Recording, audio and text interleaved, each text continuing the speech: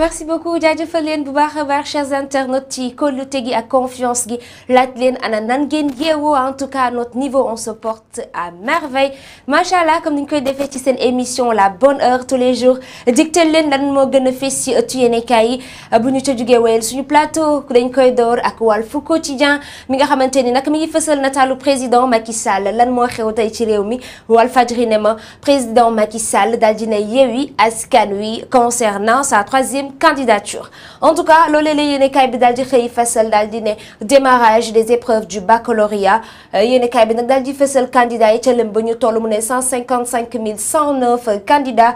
frappent à la porte de l'université ñu jógee fa dem ci beneen quotidien ñu souhaité leen bonne chance à nos candidats Sud Quotidien qui barre à sa une présidentielle de février 2024 Macky non partant, c'est ce que nous renseigne Sud Quotidien qui affiche également le portrait du président Macky Sall. Khalifa Sall de Taxawu Sénégal se prononce à la une de ce journal. Moom Khalifa Sall mu ne le président Macky Sall, quoi qu'on puisse dire, vient de prendre une bonne décision. Khalifa Sall nee na lépp lu mënti xew ci réew mi nañu xam ne président Macky Sall mu ngi soog a jël décision bu baax bi. Abdoul Mbaye ba tey ancien premier ministre lañ la xamle mu ne ce discours me permet de retrouver une grande partie de Macky 2012 Abdoul Mbaye nee na lii nag dafay tax bu daal di xam président Macky Sall ba mu gisoon 2012 ñu àndandoo woon den xeex li nga xamante ni moom mooy ñetteel bi mandat bu président Abdoulaye Wade. Aly Ngouille Ndiaye également ministre de l'agriculture lan la daal di xamle mu ne Macky Sall vient de nous donner une leçon de la sacralité de la parole donnée. moom Aly Ngouille Ndiaye nee na président Macky Sall en tout cas lépp lu ñu mën ci wax nañu xam ne fi mu nekk nii joxe na leçon bu mag ndax ku nekk ci ñoom rek war ngaa xam ne sa kàddu war nga ko mën a sàmm ñu jógee fa dem ci beneen quotidien. Le Témoin mi ne renoncement à la troisième candidature Macky, la mention très honorable. Le chef de l'État sort par la grande porte et balise le chemin. Rappel douloureux sur un crime organisé. Interpellation de la classe politique. Fermeté dans la gouvernance jusqu'à la fin du mandat Benno Bokk Yakaar. Chaos par surprise. La COJER félicite l'attitude démocratique et républicaine de Macky, l'acte de Macky Sall salué de partout. yéenekaay bi nag la muy fàttali moo di bile décision président Macky Sall jël ko tax na mu jàll par la grande porte dina wàcc ci njekk ak teraanga comme ni ko waxee woon nañ ko ñaan ci njekk dafa mel ni nag defee na ko ci njekk. yéenekaay bi nag ma ngay fàttali classe politique bi la ñu daal di interpeller ana lan mooy nekk seenug futur waaye ba tey yéenekaay bi nag nee na kawo daal la ñu daal di nemmeeku ca Benno Bokk Yaakaar mu mel ni ñii dañoo nangu bile décision ña ca des nag dañu ko daal di ñaawlu bu baax a baax mais loo ci mënti dégg Témoin Quotidien nee na bile décision monde entier dafa mel ni Afrique daal di nañuy saluer bile décision féliciter le président Macky Sall. ñu jógee fa dem ci beneen quotidien. Le journal du groupe Futur Média qui affiche également le portrait du chef de l'État, Macky Sall, mon troisième mandat, respect de sa parole, code d'honneur. Ma décision longuement et mûrement réfléchie est de ne pas être candidat à la présidentielle de 2024. Comment le président a résisté déjà à la pression des courtisans pour agir en homme libre, les coups et contre-coups d'une décision surprenante. Macky Sall, trajectoire d'un nouvel exemple politique de l'image écornée du chef de l'État à la Renaissance. Déjà, yéenekaay ba ngay fësal également les témoignages émouvants de Youssou Ndour et les hommages des dirigeants du monde. Yéenekaay bi nag nee na président Macky Sall nee na li nga xamante ni moo di décision bi mu jël ne du dem ci ñetteel bi mandat. yàgg na ci xalaat yàgg na ci réfléchir bu baax a baax donc nekkul décision boo xamante ni dañ ko manipuler nekkul décision boo xamante ni dañu ko ci doon pousse moom moo ko def librement mu mel ni lu ni mel nag daal dinay tax ñu daal di féliciter président Macky Sall rawatina ku ci mel ni Youssou Ndour. ñu jógee fa dem ci beneen quotidien. Enquête mi ne Macky Sall sort par la grande porte comme ni mu ko waxee le président de la République se prononce à la une de Enquête quotidien mu ne j'ai un code déjà d'honneur et un sens de la responsabilité historique qui me commande de préserver ma dignité et ma parole. Sall Ngari nee na fi mu nekk nii li ko war du lenn lu dul aar askanu Sénégal aar réew mi ndax Sénégal jar na lu ëpp personne président Macky Sall waaye tamit dina sàmmonte ak li nga xamante ni moom mooy dignité ak kàddoom. ñu jógee fa dem ci beneen quotidien. Las Quotidien mi ne Macky au panton des grands du monde, renonciation à être candidat en 2024 yéene kaay bi ba tey nag ma ngay fàttali ne président Macky Sall fi mu nekk nii nag dugg na ci nuñ koy waxee sax dugg na ci cour des grands voilà noonu la ko daal di xamee en tout cas histoire dootu ko fàtte ci réewum Sénégal yéene kaay bi ne meurtre d'un talibé à Touba le maître coranique écope 5 ans de prison mu mel ni dafa am lu xew ci Touba rek benn talibé bu faatu ki nga xamante ni moom mooy sëriñu daara bi daal dinañu koy tëj lu toll ci juróomi at ñu jógee fa dem ci beneen quotidien Direct News mi ne Macky toujours constant ma décision est de ne pas être candidat à l'élection présidentielle même si la constitution m'en donne le droit Sall nee na même su fekkente ni yoon jox na ko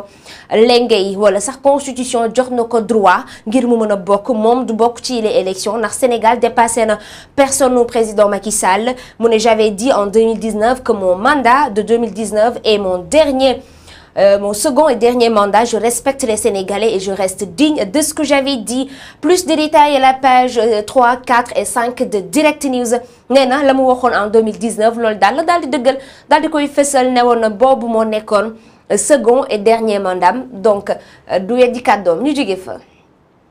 Dem ci beneen quotidien le quotidien qui va à sa une présidentielle déjà Macky non partant pour 2024 la bombe sale le premier ministre Amadou Ba était dans la confidence une non-candidature jalonnée de polémiques un précédent heureux pour les 2 mandats en tout cas yéenekaay bi nee na président Macky Sall daal dinay teggi nëndam ci langue politique gi jëm ci présidentielle yu 2024 ndax Amadou Ba dafa yëgoon bile décision moo tax yeyul woon yàbbi ci en tout cas yéenekaay bi nee na am na ko lu ca wóor ba tax bi nit ñi di tëbaka dal moom Amadou Ba dafa daal di toog jàpp ñàmburam lan la ñuy waaj jëm ca moom en tout cas bile non candidature jur na polémique bu rëy rëy rawatina foofee ca Benno Bokk Yaakaar ak APR ñu jóge fa. Dem ci Tribune Quotidien le journal du groupe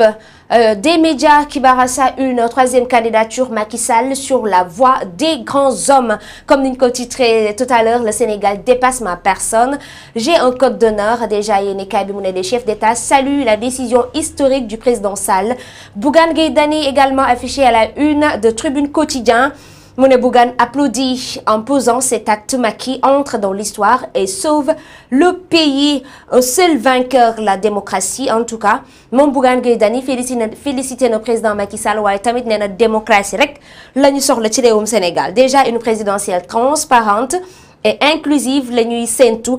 puisque président Macky Sall moom mooy organiser yi les élections moom Bougane Gueye Dany nee na nañu ko teg ci yoon képp nag mu ngoog ñu jógee fa dem ci benn quotidien